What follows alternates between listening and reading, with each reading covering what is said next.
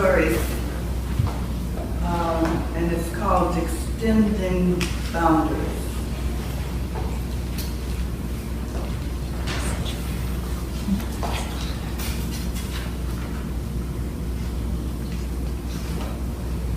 I entered Kelly's Pub one evening. It was the place to be in New York City in 1968. The regulars were college professors, high school principals, journalists.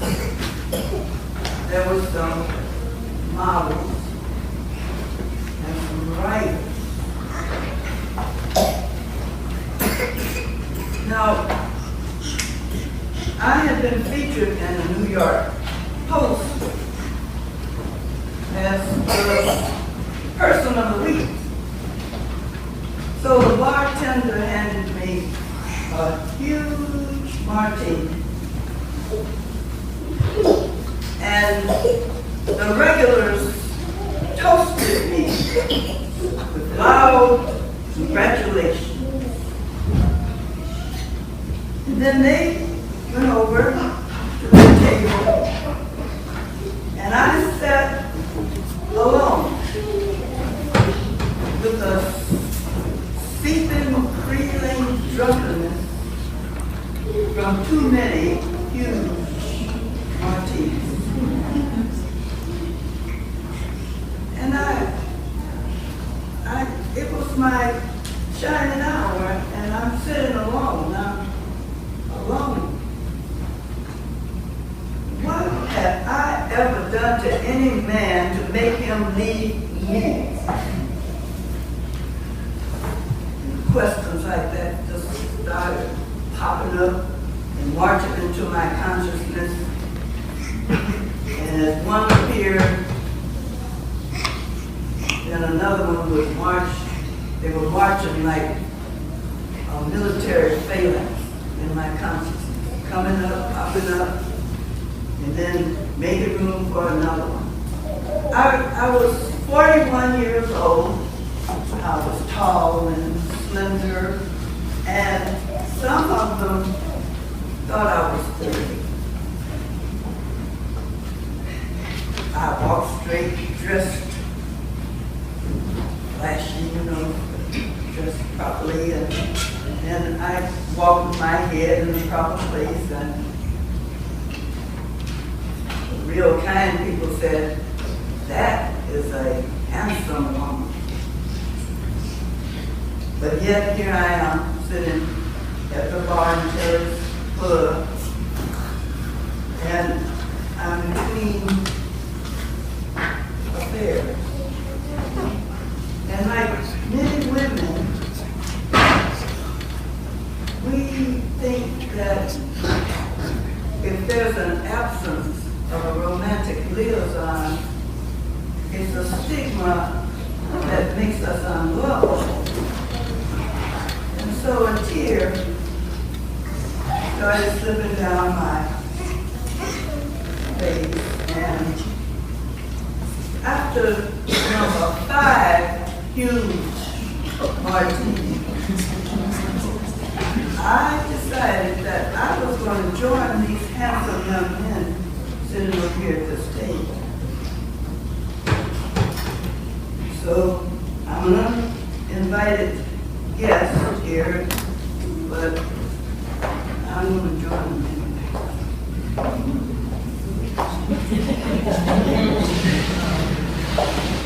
May I join you? Well, I don't care. I'll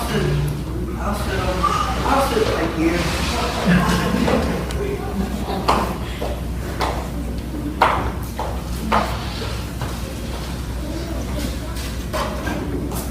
What's wrong with me? I know I'm not the ugliest woman in the world, but even if I were the ugliest woman in the world, I deserve a man of my own. I keep a beautiful house. polished tables and polished floors, and I even buy fresh flowers once a week. I am an excellent cook, and I can do all this work, keeping a beautiful house and home, and then I go out and work full time. And I can do all that without keeling over in a dead faint. And I can tell you another thing. I enjoy SEX. And I have what I hope is a natural appetito.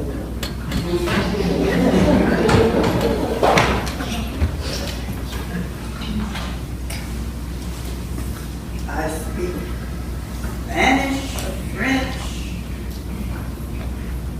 Arabic, Bantu, Swahili. I read all the newspapers every day and all the journals, and I read a book every week, and all of that is so I can have an intelligent conversation with.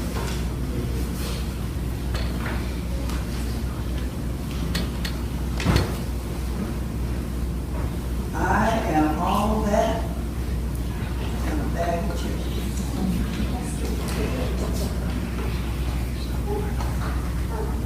I guess that's not enough. None of that appeals to you. Well, goodbye, gentlemen.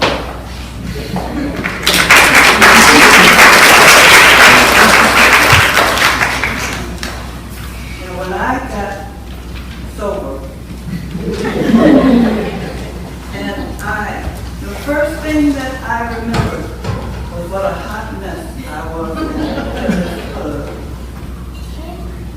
And I came to the understanding that I had been looking for love, but with specific conditions. I was looking for a mate who was a specific color, specific height, specific weight, specific intellect, and I had this long list of standards. And like many women, they feel that this is a stigma, and that you're unlovable. And so I came to the conclusion that if any man, sincere, honest, had a high spirit and could make me laugh, had respect for me, respect for all human beings, then that man could be Swedish, African, Japanese, 300-pound sumo, and I would give that man my full attention, and I would not struggle too hard if caught in his web of charm.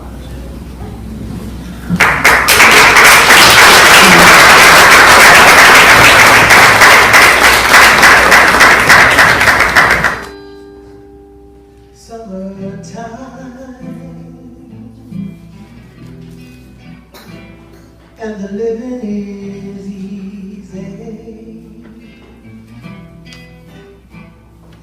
Picture jumping, and the cotton is high. your daddy's rich, and your ma is good looking.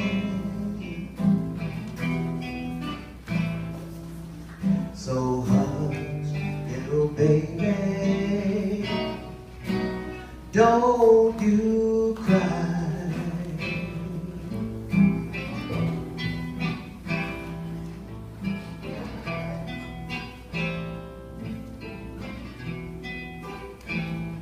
One of these mornings, you're gonna rise up singing. You're gonna spread your wings and take to the sky. Whoa, but until that morning, there's nothing can harm you with your mommy and your daddy standing by.